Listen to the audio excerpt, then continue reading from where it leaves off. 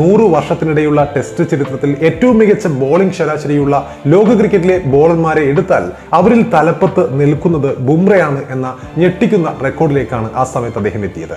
ആദ്യത്തെ 20 ബോളർമാരുടെ ലിസ്റ്റിൽ ഇന്ത്യയിൽ മറ്റൊരു ബോളർ പോലും ഇടം പിടിച്ചിട്ടില്ല എന്നതും റെഡ് ബോളിൽ ബുംറ എത്രമാത്രം സ്പെഷ്യലാണ് എന്നത് അടിവരയിടുകയും ചെയ്തു ആ സമയത്ത്. അപ്പോൾ രണ്ടാം ടെസ്റ്റിലെ ആ മാജിക്കൽ പ്രകടനത്തോടെ ആ ഇന്നിംഗ്സിന് ശേഷം 34 ടെസ്റ്റുകളിൽ 20.28 എന്ന അതിശയിപ്പിക്കുന്ന ശരാശരിയാണ് അദ്ദേഹത്തിനുണ്ടായിരുന്നത്.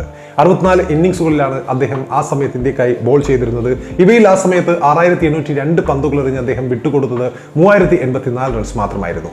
152 വിക്കറ്റുകൾ ബുംറ ആ ഇന്നിംഗ്സിലെ പ്രകടനത്തോടെ വീഴ്ത്തുകയും ചെയ്തിരുന്നു. ആ സമയത്ത് 27 റൺസിന് 6 പേരെ പുറത്താക്കിയതായിരുന്നു അദ്ദേഹത്തിന്റെ ഒരു ഇന്നിംഗ്സിലെ ഏറ്റവും മികച്ച ബോളിംഗ് പ്രകടനം. അപ്പോൾ ഒരു ടെസ്റ്റിലെ മികച്ച പ്രകടനമാവട്ടെ 86 റൺസിന് 9 പേരെ പുറത്താക്കിയ പ്രകടനവുമാണ്. ഇനി ബാറ്റിംഗിലേക്ക് വരികയാണെങ്കിൽ ആദ്യ 2 ടെസ്റ്റുകളിൽ കളിച്ചില്ലെങ്കിലും ബാറ്റിംഗ് റാങ്കിങ്ങിൽ ഒരു സ്ഥാനം ഇറങ്ങിയ